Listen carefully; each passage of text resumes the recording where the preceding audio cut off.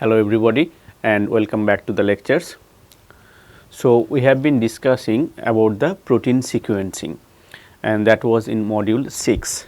So, if the title of the module 6 was protein sequencing and solid phase peptide synthesis. We have completed the protein sequencing and I think it is a good idea to break this module into two. So, today we will start with module 7 and that is regarding the synthesis of the peptide including the solid phase peptide synthesis. So, the module 7 will be about chemical synthesis of peptides and how the peptides could be used as therapeutics. So, if you have two amino acids, how would a peptide bond be synthesized? Let us take the example of maybe an alanine which has the CH3 group. This is your NH2, this is your carboxylic acid. Of course, it exists in zwitterionic form, but I am writing the neutral one. And you take another amino acid, let us say phenylalanine, acid and then NH2. So, if you condense them together, it will release one molecule of water. It is basically reaction between this carbonyl and this amine, acid base reaction, eliminating one molecule of water, but this reaction does not happen easily. If you just mix the two amino acids together, they simply do not react. Amino acids are not very reactive. So, you need certain reagents to make them reactive. So, you need a reagent for this reaction. I will talk about the reagent just a little bit later. So, if you fuse these two amino acids, you can expect to get a peptide bond. This is alanine, this is phenylalanine,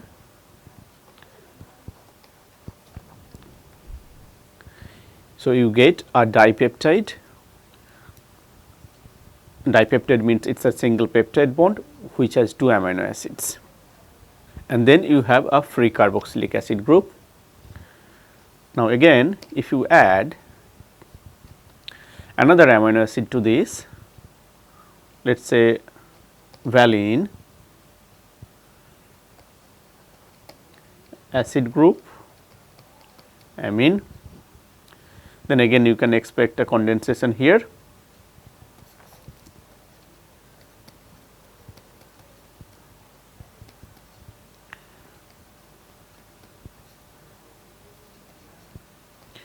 Phenylalanine,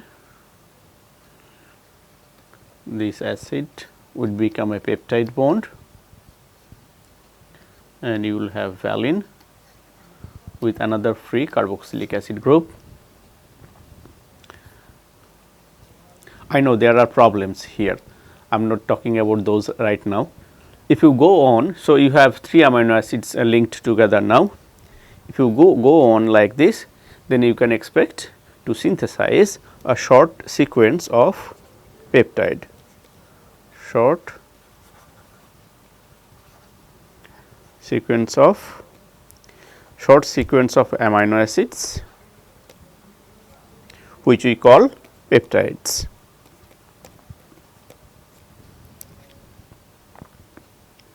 So, this is a chemical synthesis and nowadays we can synthesize 30, 40, 50, 60 to 70 amino acids long peptides can be synthesized in the laboratory, and I will tell you later that most of those long chain synthesis we usually do in solid phase, that is called the solid phase peptide synthesis. I will come to that later. So, that is how this is a rough sketch scheme how to synthesize the peptides in the laboratory. So, the question is, why do you need to synthesize the peptides? What is the need for the short peptide synthesis? Okay. Before that, so your target is to synthesize a peptide bond, and that occurs by the fusion or by condensation of an carboxylic acid group and the amine group. Now, if you look at the structure of all the amino acids that are present, you can see a lot of variations in their functional groups or in their structures. Of course, mainly in the side chain here. R group varies a lot, and there are plenty of different functional groups present in different amino acids. Peptide synthesis is very different compared to the DNA synthesis we have done. For DNA, the nucleobases itself, they do not have many functional groups, but those a lot of variations exist in amino acids. There are basic side chains, there are acidic side chains, here also amide bonds are there, sulfur groups are present which are reactive, the alcohols, OH functional groups, and so on. So, whenever you are doing a peptide synthesis, you also have to take care of these functional groups of the side chains. So, that is one chemistry aspect in the perspective of organic synthesis, that whenever your aim is to synthesize only the peptide bond, you have to be very careful about the side chains, so that they do not react or they do not interfere into your synthesis. But on the other hand, this also gives you immense opportunity to vary the modifications, to vary the structure of peptides. You can use these functional groups to make new kinds of peptides in a branched way or whatever way you like. You have the way out to make mold, to modify your peptides, so that you can synthesize new molecular probes or new molecules. So, the question is, why do you need to synthesize the smaller version of peptides, the shorter sequences of the amino acids? They are not proteins. So, the first importance of it,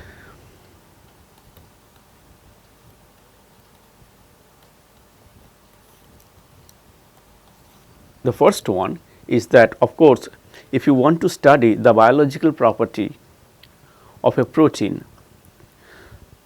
then you can use, instead of the whole protein, you can use the short sequence of the area of interest of the protein, and to use it and use that to study the or to understand the biological properties or the biological functions of the protein.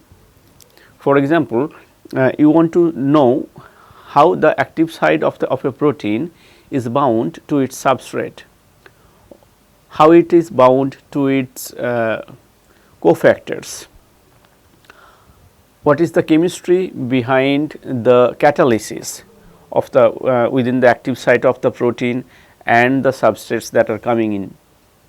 So, in order to know that, many times if you take the whole protein, the things becomes very complicated, the chemistry becomes very complicated, the analysis of the data becomes very complicated. So, if you use, instead of the whole protein, if you use the peptide which constitutes the active site of the protein, then you can use that only the short sequence of it, and to study the binding properties or the other physiological properties that you want to know, and data becomes very easy to analyze, because you have a short sequence. It's things gets easier for handling purpose also. So, that is one way, one aspect or one importance of the smaller peptides, that to understand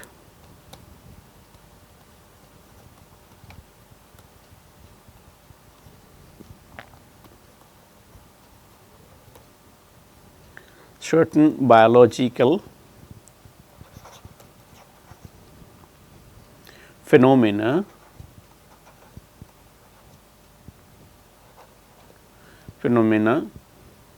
for example, how the active site, this is just one example of it, there can be plenty of other biological functions, how active site works,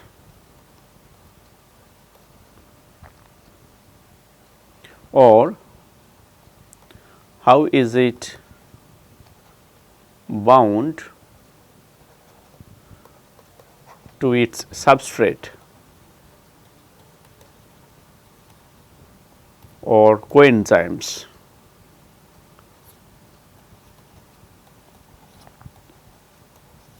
All these are very essential to understand, of course, that how the catalysis works, what are the properties of the binding between the substrate and the peptide and the protein active site, which kind of coenzymes are involved, how the coenzymes are stacked onto the pocket of the protein.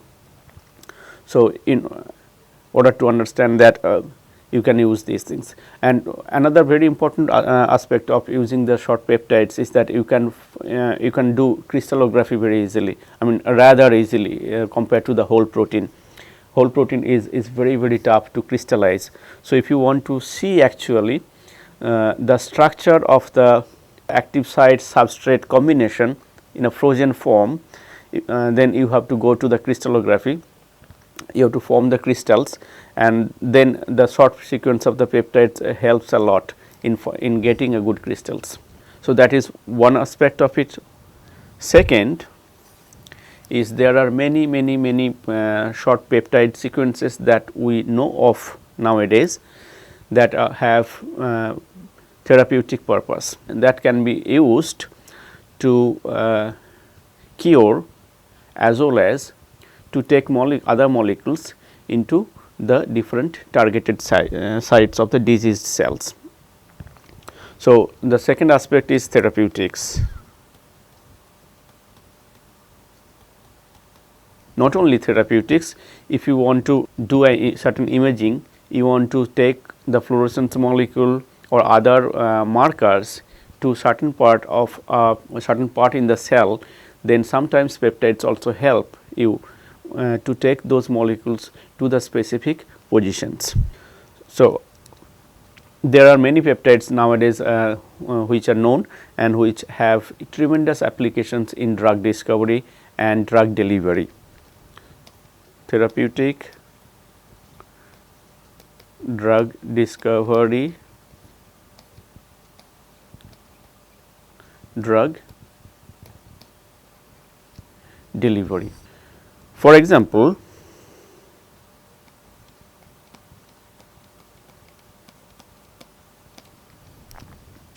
CRECA, CREKA, this is a peptide sequence, and of course, you can see it is, do you remember the alphabets which amino acids they represent? You have to look at the here you can find out actually, here all these alphabets are written, symbols are written.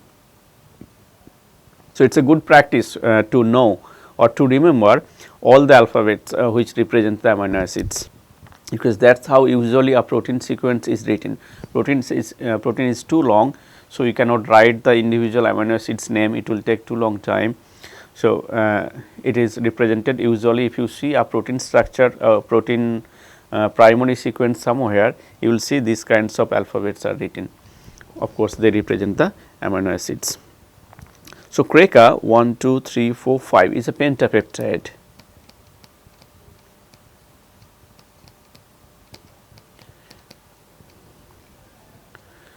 What is the sequence? C for cysteine, R is arginine, E is glutamic acid, A is glutamic acid, K is lysine,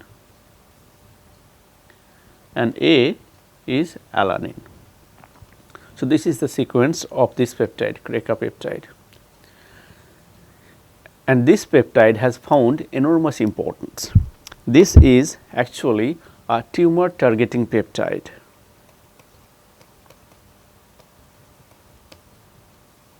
You can write TOMOR or TOMOUR.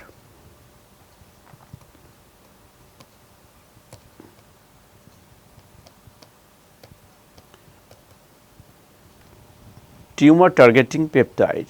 That means this peptide can go and adhere to a tumor cell, because tumor cells have receptors to receive where tumor cells have certain receptors where this peptide can go and bind.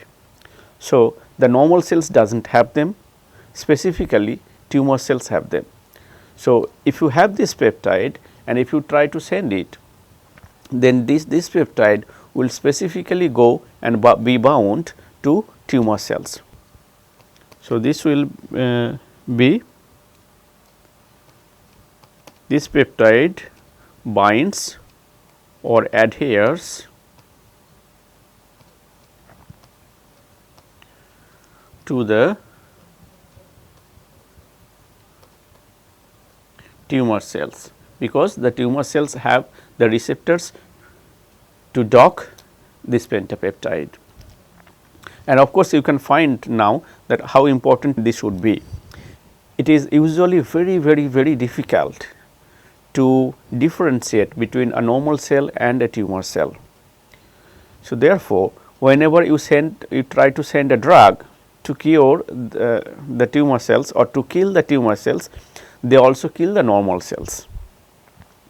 So, of course, our aim all the time has been how to make a difference, how to take the drug only to the tumor cells which will not affect the normal cells. And that has been still going on. I mean, there are plenty of, that is the major problem associated with tumors or associated with cancer, that all the drugs, all the therapies, all the chemotherapies, all the radiations that are there, all those treatment techniques that are available, they are also harmful, very harmful in fact, for the normal cells, and that is a reason that the tumor cells cannot be selectively killed. So, if you, as I was saying, if you want to take a drug to specifically to tumor cells, there are not many ways. It also goes to the normal cells and kill the normal cells. So, now if this peptide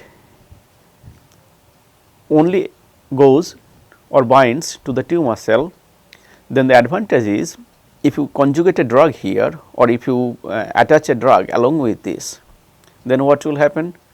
The drug along with the peptide can now go specifically to the tumor cells. So, that is called the targeted drug delivery. So, such kind of short peptide sequence, because of its tumor targeting property, can be very useful in therapeutics.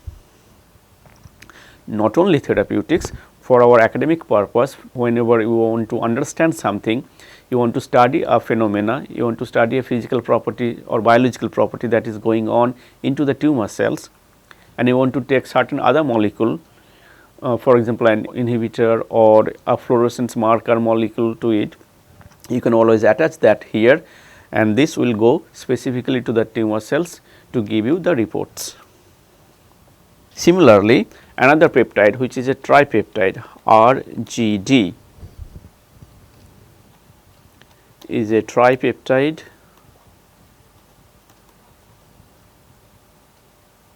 what is the sequence? R is arginine,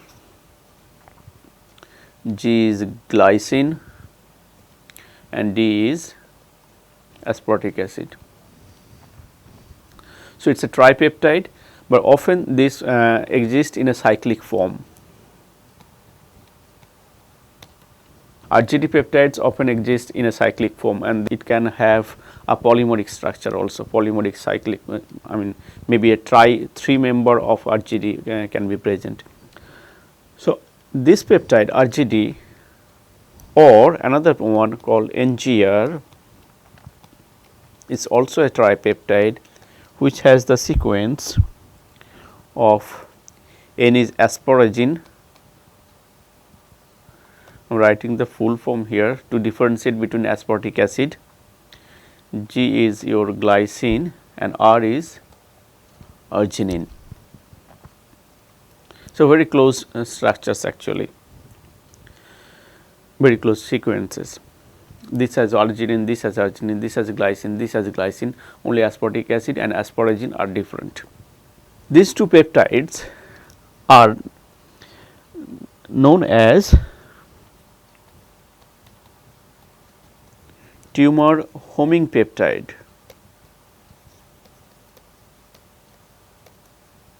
almost similar to CRECA. These peptides will also have receptors in tumor cells. So, they can go and specifically bind to the tumor cells. Tumor homing peptide means they can go and stay with the tumor cells.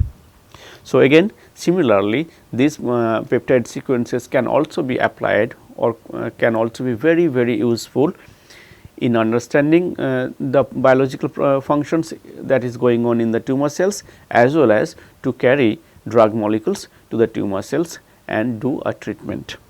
These kinds of peptides I have talked, there are other examples also.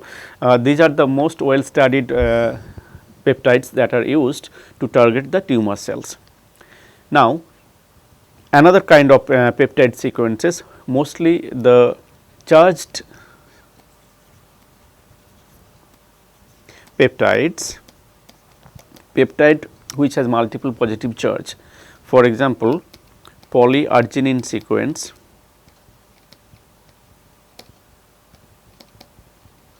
or polylysine sequences. Arginine and glycine both have amine as side chains.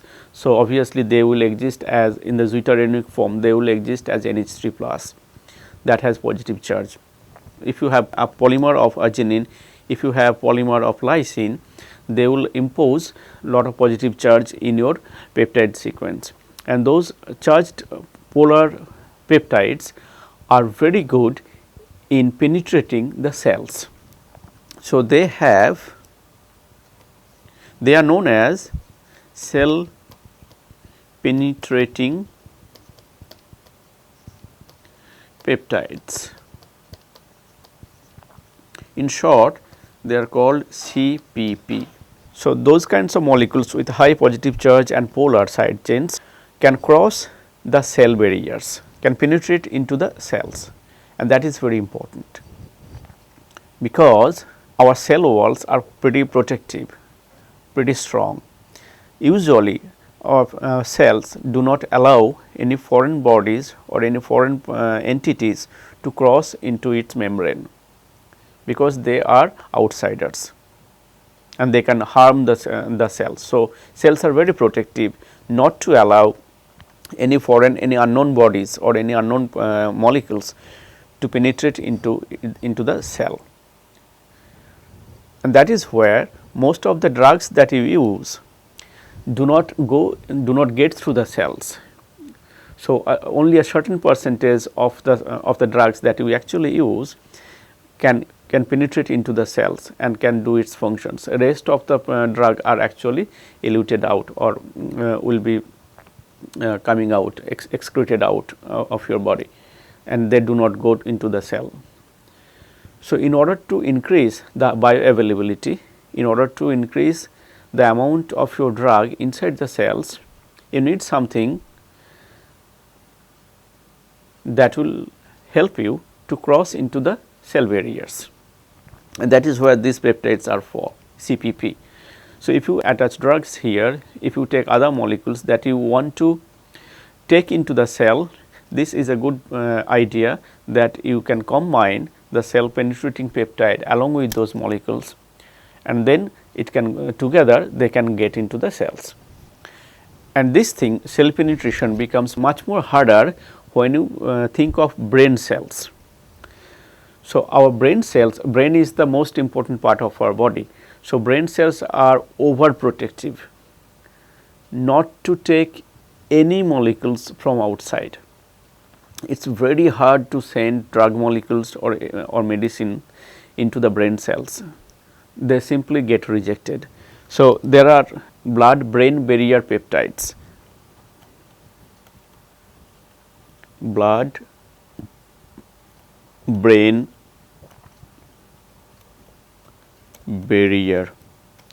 In short, they are called BBB.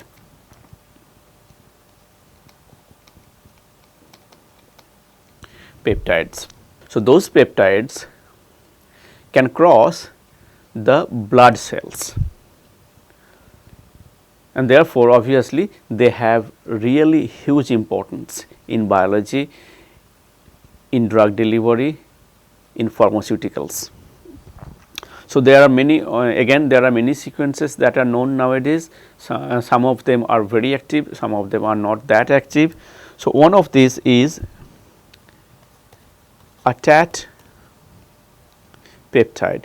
TAT is actually a whole sequence of a protein, and particular part of it, the sequence 47 to 57, this 10-mer sequence I think in the whole TAT sequence. So, I call it TAT peptide. That is a blood brain barrier peptide. It can cross the blood brain. So, blood brain barrier peptides are peptides that can cross or penetrate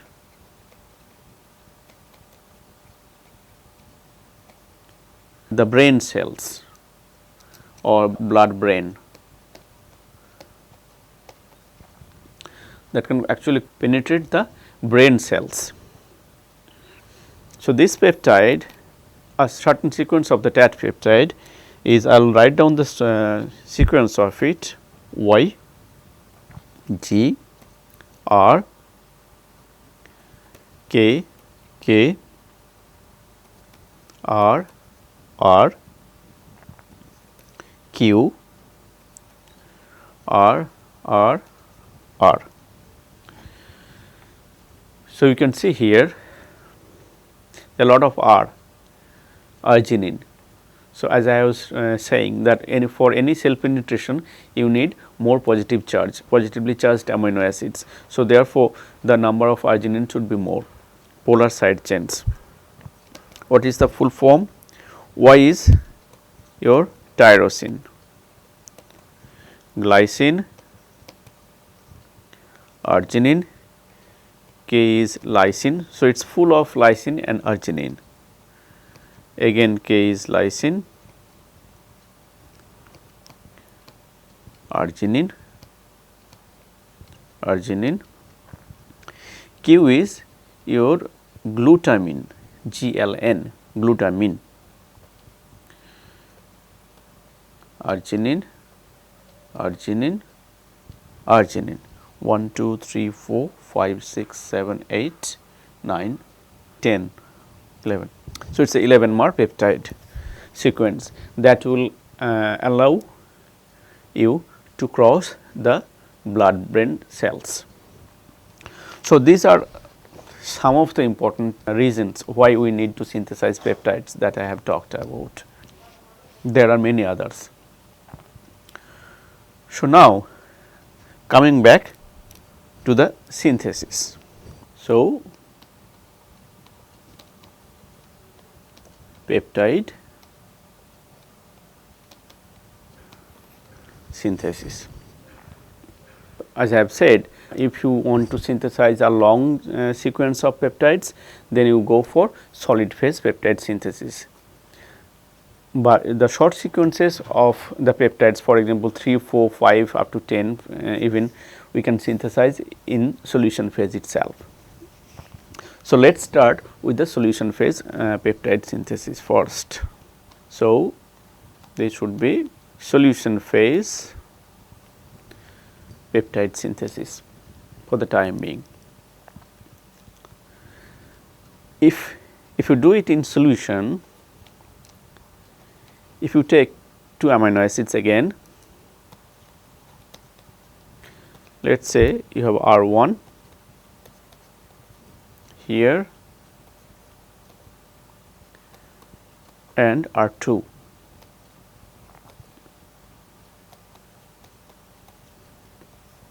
we add the reagent. What is your product going to be? In solution, you have both the molecules. So,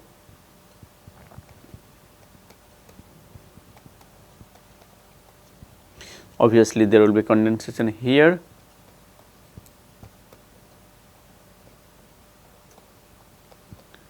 R2, this is 1. Is there a second possibility?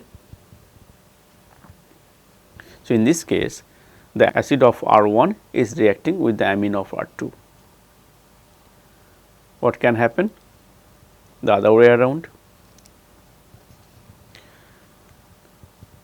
The acid of the R2 can react with the amine of the R1. So, in this case, you will have R2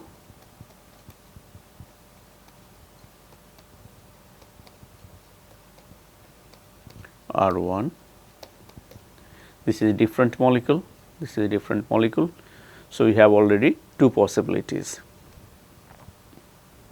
Is there any other possibility? Of course, there are. They can go self condensation. So, one molecule of R1 can react with the other molecule of R1 itself to give you one peptide. So, R1, so it is a homodimer.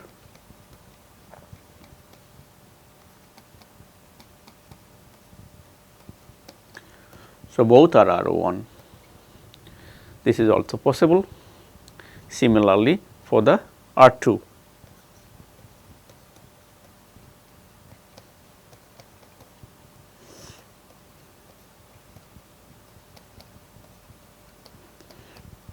Both are true. So, you have at least 4 possibilities. If you do a solution phase reaction between 2 amino acids, I am just talking about 2 amino acids to synthesize a dipeptide, and all 4 will be formed in your solution. Now, you have to separate them out and take, and then of course, you can see that separation will be a very complicated factor, because all of these are dipeptide. So, lengthwise they are same, they have same number of free acid and same number of free amine groups. So, their polarity will be roughly the same. If the side chains are not very different, then the separation would be very difficult actually, if you have that many possibilities of product formations. So, what is the way out? If you synthesize, if you want to do it in solution phase itself, just a dipeptide first, what is the way out? Of course, the way out is to do selective protection. For example, if I want to have only R1, R2, this molecule, then I have to inactivate this amine and I have to inactivate this acid. So, selective protection of the amine group here, selective protection of the acid group here, and then mix them together with the reagent, you can expect to get your desired product. So, first, how to do the amine protection? So, if you have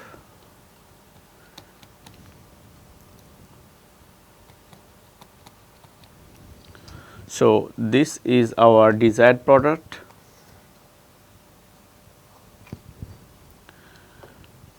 Therefore, what you have to do is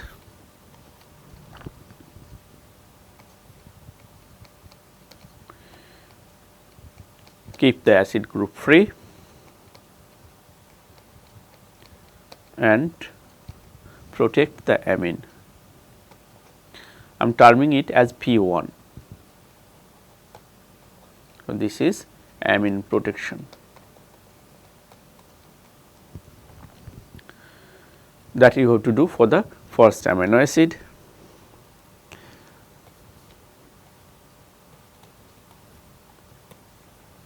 What about R2?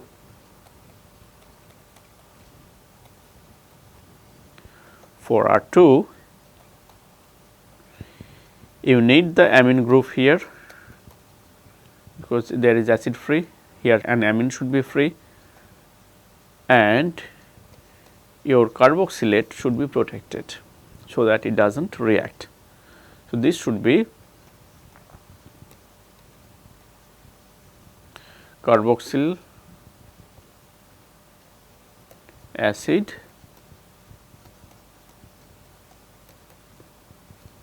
protection. So, two different amino acids should be protected selectively. And now, let us say this is your A and I term this as B. Then if you now mix A and B in presence of the reagent, then you can expect a AB peptide. And of course, in this A,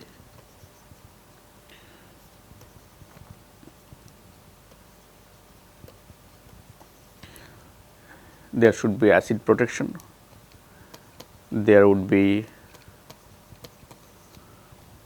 the base protection, and then D protection. So, these are the additional synthetic steps that you have to use for the D protection of this first and then D protection of this. Two different reagents obviously would be required. Then you will get back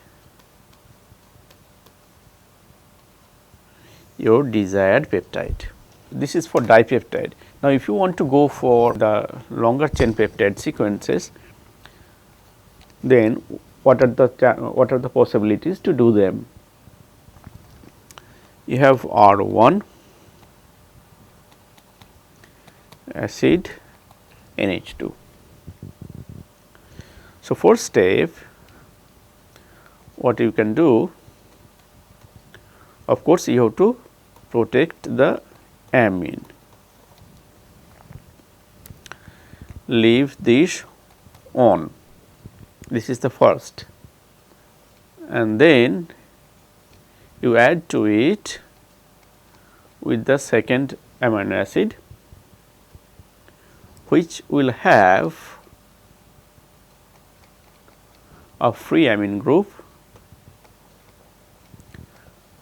and a protected acid, as we have done before. Then you get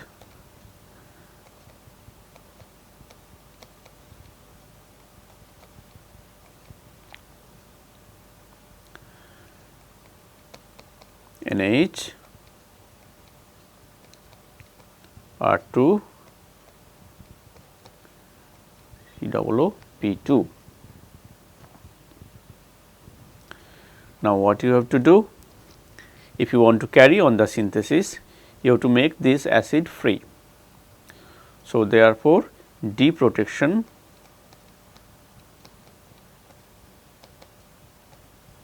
of P2, selective D protection of P2. So, one way of it. This can still be protected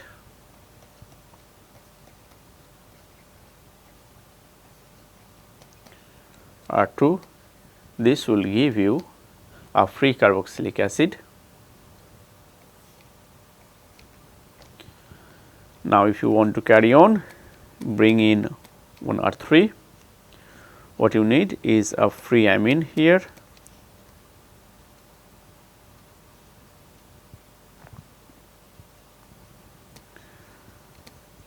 P2 protected carboxylic acid. So, you can see after the first one, all the subsequent amino acids that you will be needing does not require protection of the amine group. If you follow this kind of protocol, it only requires the protection of the carboxylate, and it can go on like this, NH P1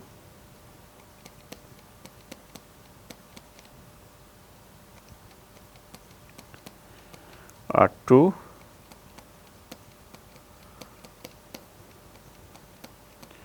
R3, P2, then again deprotection of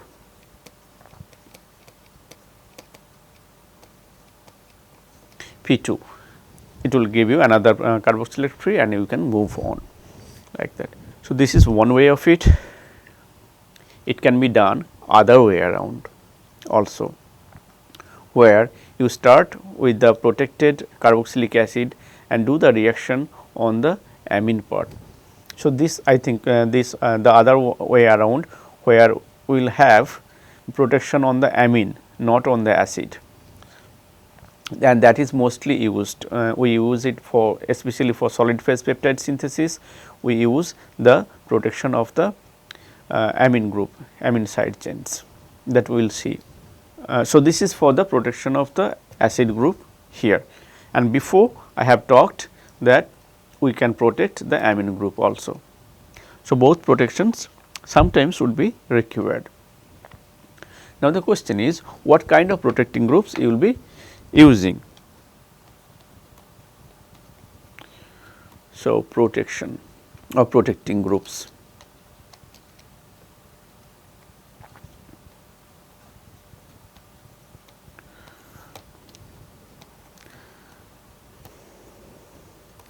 Let us start with the amine.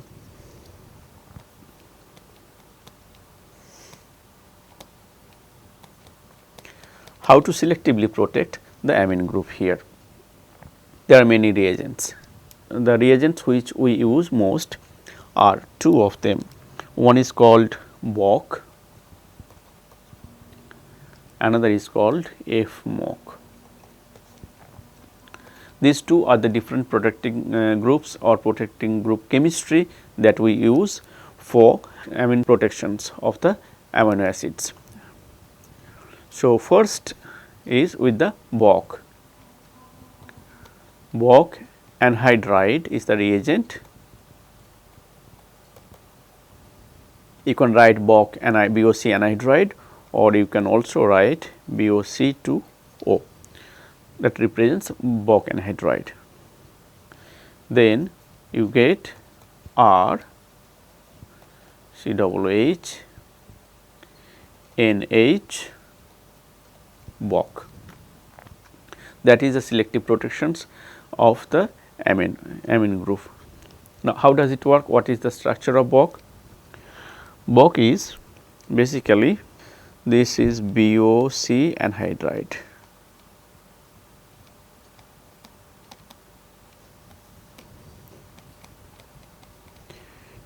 Tertiary butoxy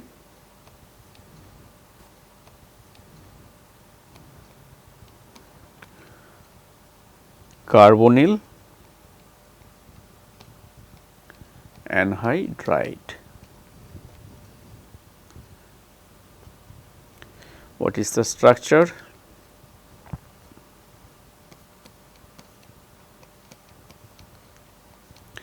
This O CO O, this tertiary butyl group linked to a oxygen here. It is basically a ester bond, acyl bond here, and then this is the anhydride part. How does it work? Obviously, now you can see the chemistry that is supposed to go on.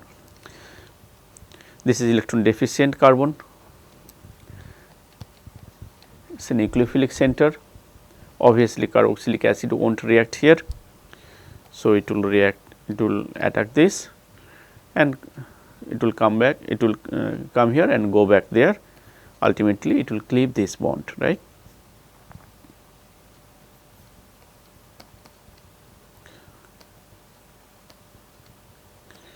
So, you will have NH, CO, O, this we call as BOC, and obviously, it decreases the nucleophilicity of the nitrogen. So, the electron lone pair would be dispersed here. and that is the reason that this amine is not reactive anymore. This Bock chemistry is usually been used a lot when we do peptide synthesis in solution phase. Another is the FMOC chemistry. FMOC chemistry is mostly used when we do solid phase peptide synthesis.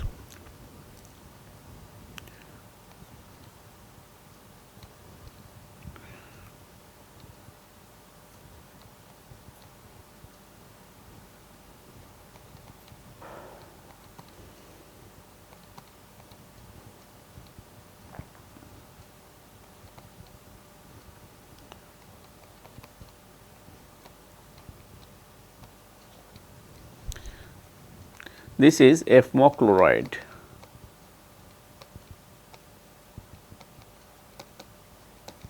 This is a fluorine moiety that is connected with the intervening CH2 group with a acyl chloride. So, again the same reaction, if you have R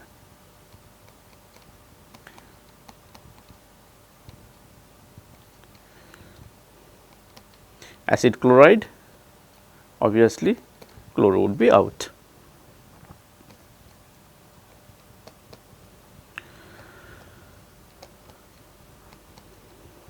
NH, the rest of it we call FMOC. So, FMOC protection group is used to protect the amine group of the amino acid. FMOC chemistry is a little bit difficult to do in solution phase, because the separation or the separation and dry up becomes a little bit difficult. So, that is why we prefer Bock chemistry for solution phase, FMOC chemistry for solid phase. So, that is about the amine protections. Now comes the acid protection.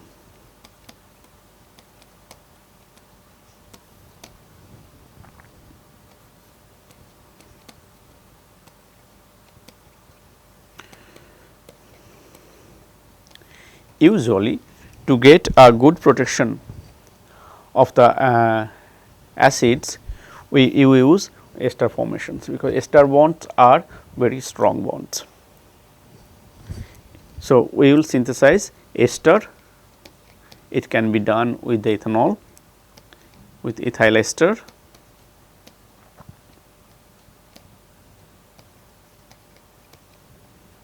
That will make the acid pretty much unreactive, or you can use the benzyl ester, PHCH2OH, even the other ones are COO CH2PH. These are the certain protecting groups of the acids. Now, of course, the deprotection chemistry I have not talked about. After the reaction is over, you need to deprotect them, right. So, deprotection for the esters is usually done, it is a little bit harsh condition actually, H2 palladium.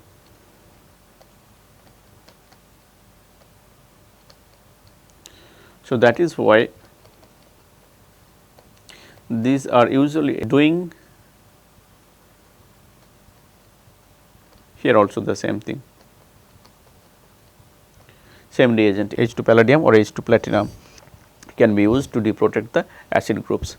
So, that is actually problematic if you have to do, if you want to synthesize the peptides in solution phase. Every time you are bringing in a reaction, for example, here you have to deprotect the P2 here. So, hydrogen palladium again to deprotect the acid, then you have to go to the next step, again a deprotection with hydrogen palladium, that takes time, it is also a little bit harsh conditions. So, that is a disadvantage of doing the solution phase peptide chemistry. The Bock and the FMOC can be deprotected by acids, that I will show you when we do the solid phase peptide synthesis. Now, we have talked about the protections. Now, remember I was always talking about a reagent, that whenever you want to synthesize a dipeptide or you want to make a new peptide bond formation, you always need a reagent, because the amino acids are not very reactive. So, another thing that I otherwise will forget to mention, I also said that the side chains we have seen the pretty much different functional groups are present in the side chain of the amino acids. So, whenever you want to do the peptide chemistry, you also have to protect the side chains accordingly, appropriately, and then deprotect it also. Sometimes it can be the amine groups has to be protected, the acid groups have to be protected, but you have to use different protection groups for those the side chain amino acids, side chain amines or the side chain acids compared to this. Otherwise, while deprotecting, those will be deprotected at every step also, that you do not want. Okay. So, now the coupling reagent, the reagent that is used to couple the free carboxylic acid with the free amine are called the coupling reagents, and there are many different types of coupling reagents are present. Without the coupling reagents, peptide synthesis does not happen, because both the carboxylic group and the amine group in the amino acids are not very reactive. So, you need to activate. These are some of the structures of the coupling reagents. There are many more. I will include one more here, DCC. So, DCC is another one. DCC has the structure carbodiimide, right, N double one C double one N cyclohexane.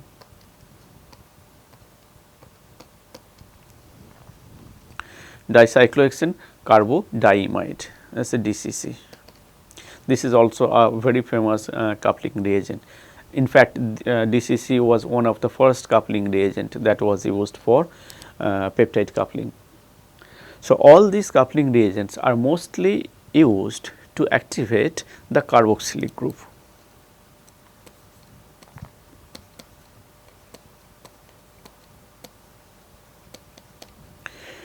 These carboxylate are usually targeted to be activated.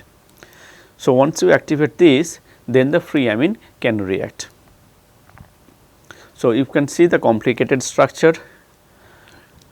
This is BOP, which has a phosphorus atom here with a positive charge, and then fused with a 6-membered and a 5-membered ring, and the 5-membered ring is with the 3 nitrogen, right. So, it is aromatic kind of compound. This is BOP, this is HA2.